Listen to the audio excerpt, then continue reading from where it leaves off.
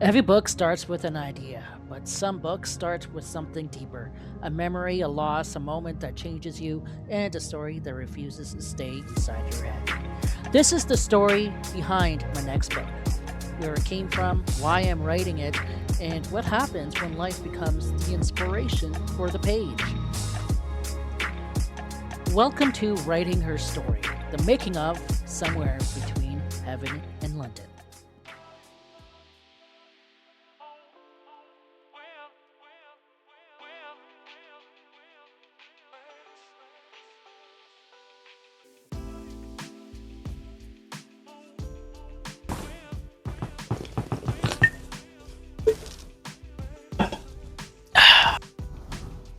Hi, my name is Shane Haniff, aka Fame1, aka Forever Always Mentally Exceeding, aka Shane Fame Alexander, aka the author of this book, Essay Fame.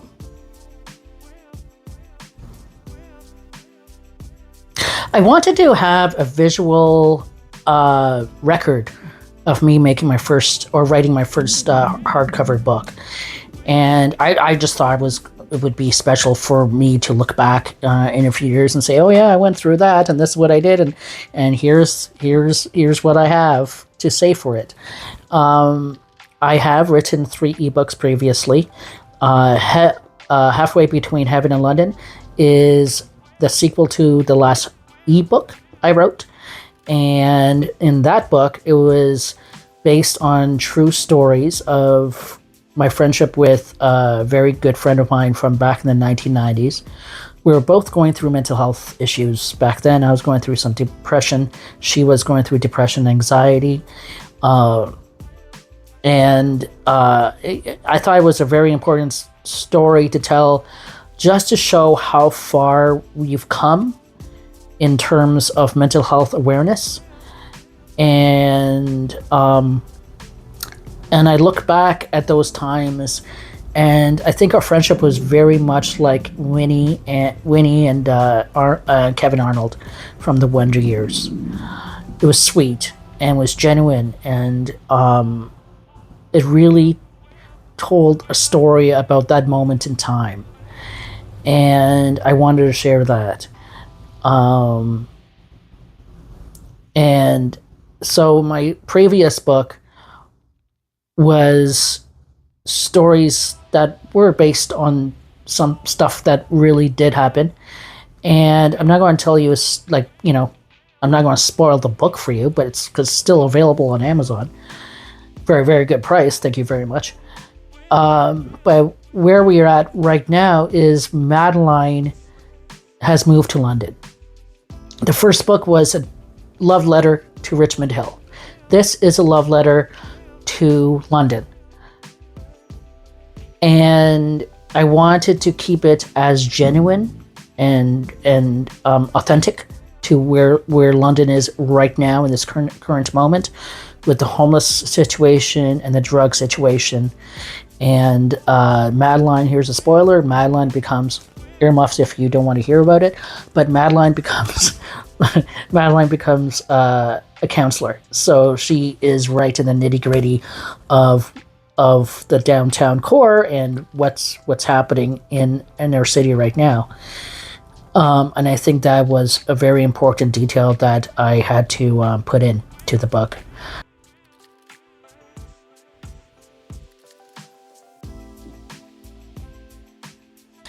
So far, I've written 2,600-ish words. It's the first chapter and half of the second chapter, or maybe I might add more to the second chapter than I thought. So, yeah, it's going to get lengthy.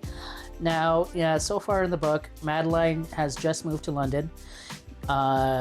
She lives in a building that's inspired by a building that I see all the time in Old East Village in London, Ontario. And she has boxes everywhere. She's unpacking. She's still holding on to Richmond Hill and her memories there.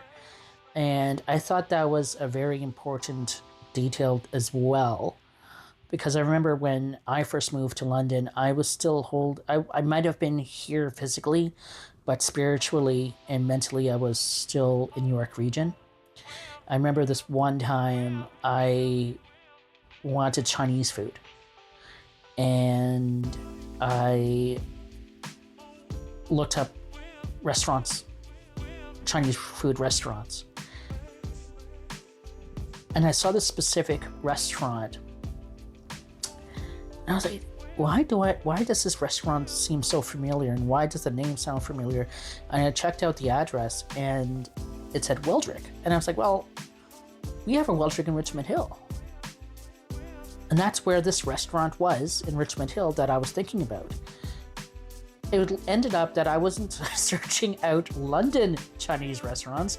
I was searching out Richmond Hill Chinese restaurants. And the specific restaurant that I was talking about in Richmond Hill, my family would go there once in a while to celebrate birthdays or promotions or anything. You know, back in the 90s, we would just go out for dinner to celebrate stuff. And that was our restaurant we would go to. This Chinese restaurant had a really great buffet. I think it's still there too. So, but yeah, so I needed to tell that story at the very beginning of where Madeline is mentally still holding on to Malcolm, still holding on to the memories. She had just lost her father as well. So she has a lot of emotional baggage still. And where the story's going to go is that she is going to overcome this, right? And move on. But it's going to take a long time. I wanted to keep it as real and realistic to you know, what really happened. Like, people don't just move on the next day after someone dies, or a breakup, or, you know, they move away from all their friends. It does take time, and I'm going to try to tell that story in that book.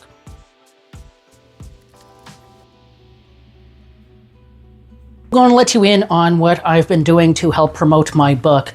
And before we get into the story, I have to show you something. So this is a tattoo I got in 19, and it's a tree, as you can see, and there's Tread Water. Let's start off with Tread Water. The reason behind Tread Water, if you're a hip-hop fan, you would be familiar with it. It's a song from De La Soul's 3 Feet High and Rising. Now, the story behind that is that my friend years ago, she told me about a mixtape idea that she had to help her through her own depression. And she recommended that I do it too. And that was that side A would be all the sad songs. Side B would be all the happy songs. So side A, get that emotion out, let the cries come, let that anger come out, all that. Side B would be the happy song. So after you finish crying, try to cheer up and, you know, be happy. So you you listen to a happier song. So the first song from the happy side was Tread Waters by De La Soul. Now, I would go, and this is where the tree comes in. I would go to a park called Mill Pond, which is a real park in Richmond Hill, if you're familiar with it. Once you walk into Mill Pond, there's a big pathway, and then there's a hill, and then goes to another pond. Now, there was a bench and a tree. And what I would do, I would take my Discman and or my Walkman, and I would listen to the mixtape. And I would rewind Tread Water over and over and over again, and it would just cheer me up. And I would sit there for hours with a notepad, and I would just write and journal and stuff. And it was under a tree. So that's where the tree comes in. Now, in the book, I flipped it. So in the book, I'm the one who told Madeline about the mixtape, and she got the same tattoo. Now, this is not for my friend. This was for me and my mental health. This is like the mixtape, and the song really helped me throughout the years. So, but what I'm doing now to help promote my book, I'll tell you, and there's a link in the description for this, I'm trying to recreate the mixtape that I made all those years ago. I have a really good memory, but sometimes I can't remember little things like what exact songs I put on the mixtape. It's not cassette worthy like it's not cassette length. It's Spotify length. It's like last time I checked, it was 3 hours and 45 minutes ish. And there's a lot of newer tracks that have helped me either be sad or be happy throughout the years.